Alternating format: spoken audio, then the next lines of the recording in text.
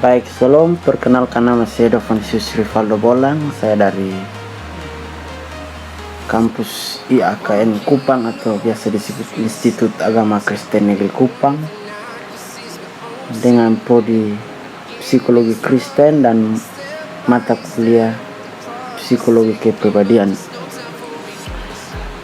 Di sini saya akan mengulas sedikit tentang teori perkembangan psikologi menurut Erik Erikson, fokus pada kebingungan identitas. Pertama-tama kita harus mengenal siapa itu Erik Erikson. Erik Erikson adalah seorang psikologi dan psikoanalisis Jerman Amerika yang dikenal karena teori perkembangan psikososialnya.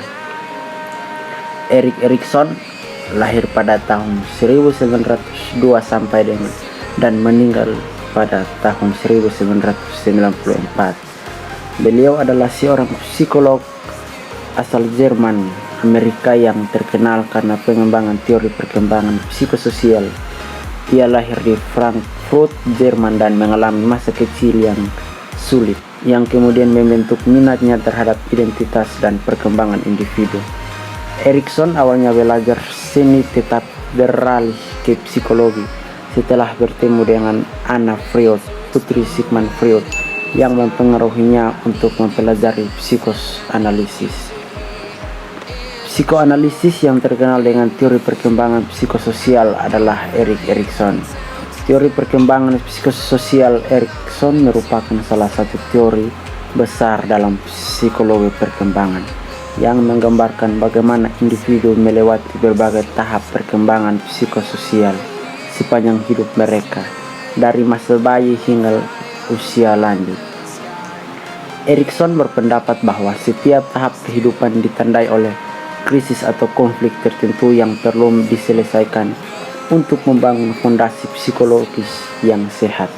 Modelnya berpusat pada interaksi antara aspek-aspek sosial dan psikologis yang membedakan pendekatannya dari teori perkembangan psikoanalitik lainnya seperti teori Sigmund Freud yang lebih fokus pada perkembangan seksual. Misalnya, tahap remaja berfokus pada pencarian identitas, sementara usia lanjut terkait refleksi hidup dan penerimaan diri. Erikson juga memperkenalkan konsep identitas ego dan pentingnya hubungan sosial dalam perkembangan individu. Konsep-konsep ini tidak hanya berpengaruh dalam psikologi klinis, tetapi juga dalam bidang pendidikan, studi perkembangan, dan bahkan teori budaya. Kontribusi utama Erikson dalam psikologi adalah teori perkembangan psikososial yang mencakup 8 tahap perkembangan manusia. Teori ini berfokus pada bagaimana individu menghadapi serangkaian krisis atau konflik psikososial sepanjang hidup, dari masa bayi hingga usia lanjut. Setiap tahap membawa tantangan perkembangan yang perlu diatasi untuk mencapai kematangan psikologis. Konsep utama teori perkembangan psikososial Erikson. Konsep utama teori perkembangan psikososial Erikson adalah bahwa perkembangan manusia berlangsung dalam 8 tahap yang masing-masing melibatkan konflik psikososial tertentu. Setiap tahap harus dilalui dan diselesaikan untuk membantu individu mencapai kematangan psikologis. Berikut adalah konsep-konsep inti dalam teori Erik Erikson. Yang pertama adalah krisis psikososial.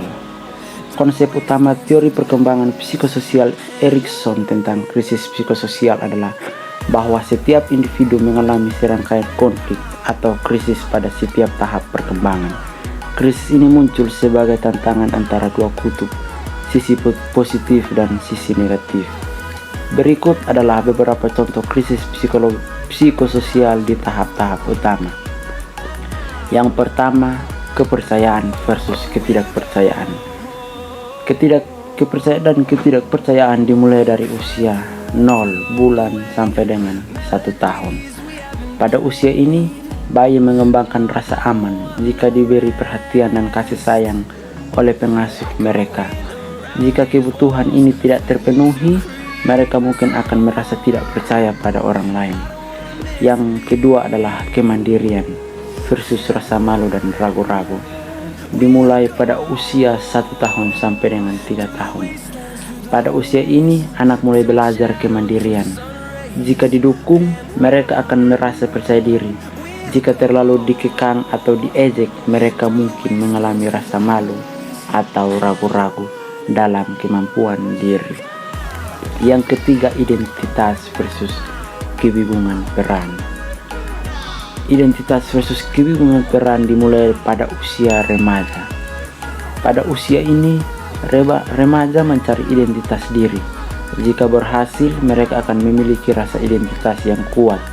Jika tidak, mereka mungkin mengalami kebingungan tentang siapa diri mereka dan apa peran mereka.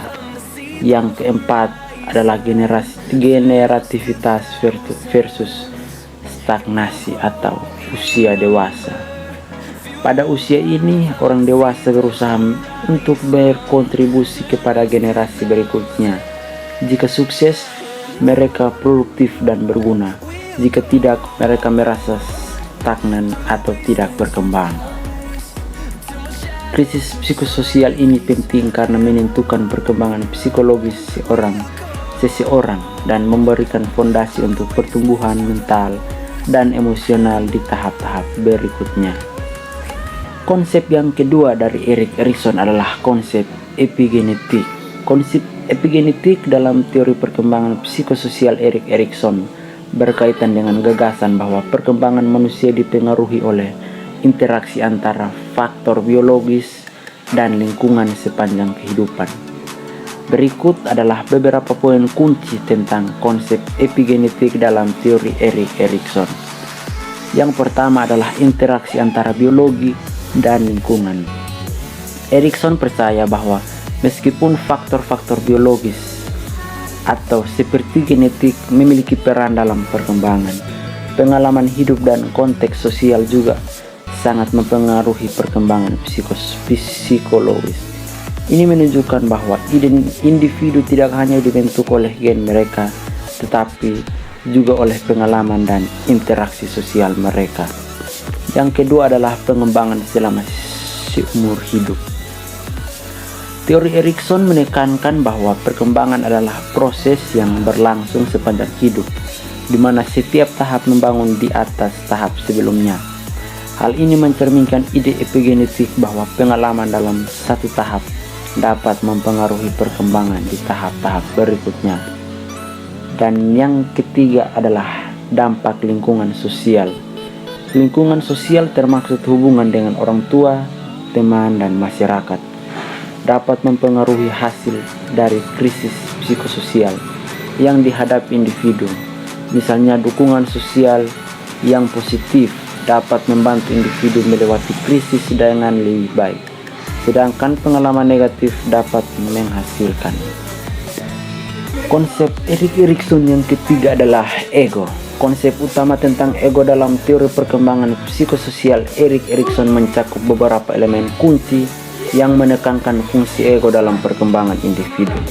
Berikut adalah rincian mengenai konsep ego dalam konteks teori. Yang pertama adalah ego sebagai pengatur dan mediator. Ego berfungsi sebagai pengatur antara dorongan instinktual atau ID dan tuntutan moral serta norma sosial atau superego. Ini berarti ego membantu individu menavigasi konflik antara keinginan pribadi dan ekspektasi masyarakat. Ego tidak hanya berfokus pada pemenuhan kebutuhan, tetapi juga mempertimbangkan cara yang dapat diterima secara sosial untuk mencapai tujuan tersebut. Yang kedua adalah identitas ego. Erikson menekankan pentingnya identitas ego yang merupakan pemahaman individu tentang siapa mereka. Identitas ini terbentuk melalui pengalaman, interaksi sosial, dan pengembangan selama berbagai tahap kehidupan. Mencapai identitas yang sehat memungkinkan individu untuk merasa aman dan percaya diri dalam diri mereka sendiri. Yang ketiga ada krisis dan pertumbuhan. Setiap tahap perkembangan dalam teori Erikson melibatkan krisis psikososial yang harus dihadapi individu. Ego berperan penting dalam membantu individu mengatasi krisis ini. Penyelesaian yang sehat dari konflik ini memperkuat ego dan memungkinkan individu untuk berkembang secara psikologis. Jika ego berhasil menyelesaikan konflik dengan baik, individu akan memiliki kekuatan dan ketahanan yang lebih besar dalam menghadapi tantangan di masa depan. Yang keempat ada adaptasi sosial. Ego juga berfungsi untuk memfasilitasi adaptasi sosial. Kemampuan ego untuk berinteraksi dengan orang lain dan mengelola hubungan sosial sangat penting dalam pembentukan identitas dan kesehatan mental. Interaksi sosial yang positif membantu memperkuat ego dan mengembangkan rasa percaya diri. Yang kelima ada ego sebagai proses dinamis. Ego dipandang sebagai identitas yang dinamis, yang terus berkembang dan beradaptasi sepanjang hidup. Proses ini berlangsung melalui pengalaman dan pembelajaran yang terjadi di setiap tahap perkembangan, mencerminkan betapa pentingnya lingkungan sosial dalam membentuk identitas dan fungsi ego. Tahap perkembangan psikososial menurut Erik Erikson. Erik Erikson mengemukakan teori perkembangan psikososial yang terdiri dari 8 tahapan yang berlangsung sepanjang hayat manusia. Setiap tahap melibatkan konflik atau tantangan yang harus dihadapi, dan keberhasilan atau kegagalan dalam mengatasi konflik tersebut akan mempengaruhi perkembangan individu selanjutnya. Berikut adalah tahap-tahap tersebut. Yang pertama adalah tahap kepercayaan versus ketidakpercayaan. Tahap ini dimulai dari tahap usia 0 bulan sampai dengan 1 tahun. Pada tahap ini, bayi belajar untuk mempercayai orang-orang di sekitarnya, terutama pengasuhnya. Keberhasilan menciptakan rasa aman dan kepercayaan akan berdampak positif pada perkembangan selanjutnya. Yang kedua, tahap otonomi versus malu dan keraguan. Tahap otonomi versus malu dan keraguan dimulai dari usia 1 tahun sampai dengan 3 tahun. Di tahap ini, anak kecil mulai mengembangkan kemandirian dan kemampuan untuk melakukan hal-hal sendiri. Jika mereka didorong, mereka akan merasa otonom. Tetapi jika terlalu dikontrol, mereka akan merasa malu dan ragu. Yang ketiga ada tahap inisiatif versus rasa bersalah. Tahap inisiatif dan versus rasa bersalah ini dimulai pada usia 3 sampai 6 tahun. Pada usia ini, anak mulai mengembangkan inisiatif dengan mengeksplorasi lingkungan dan berinteraksi dengan teman sebaya. Jika dorongan untuk berinisiatif dihargai, mereka akan merasa percaya diri. Sebaliknya, jika tindakan mereka terus-menerus dikritik, mereka akan merasa bersalah. Yang keempat ada tahap industri versus inferioritas. Tahap industri versus inferioritas ini dimulai pada usia 6 sampai 12 tahun. Pada usia ini, anak-anak belajar untuk bekerja sama dan berkompetisi. Mereka mulai mengembangkan keterampilan dan merasa bangga atas pencapaian mereka. Jika anak-anak merasa tidak mampu dibandingkan dengan teman-temannya, mereka mungkin merasa inferior. Tahap yang kelima adalah tahap identitas versus kebingungan peran. Identitas versus kebingungan peran dimulai pada usia 12 sampai dengan 18 tahun. Pada usia ini, remaja mencari identitas diri dan mengembangkan pandangan tentang siapa mereka. Keberhasilan dalam menemukan identitas akan membawa kepada rasa percaya diri, sementara kebingungan peran dapat menyebabkan ketidakpastian. Tahap yang keenam adalah tahap intimasi versus isolasi. Tahap intimasi versus isolasi dimulai pada usia 18 sampai dengan 40 tahun. Pada usia ini dan di tahap ini, individu mulai membentuk hubungan intim dan berkomitmen kepada orang lain. Keberhasilan dalam membangun hubungan yang sehat akan mengarah pada perasaan intim, sementara kegagalan dapat menyebabkan isolasi sosial. Tahap yang ketujuh adalah tahap generativitas versus stagnasi. Tahap generativitas versus stagnasi dimulai pada usia 40 sampai dengan 65 tahun.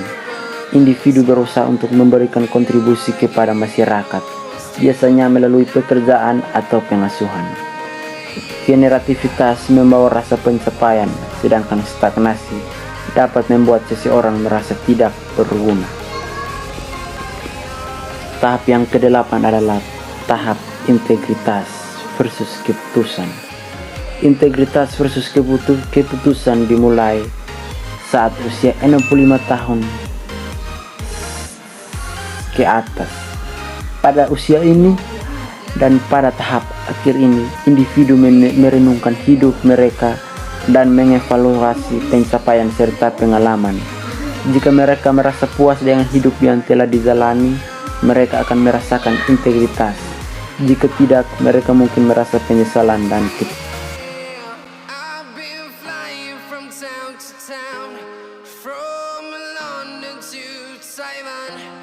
I've been all around the globe trying to protect your soul.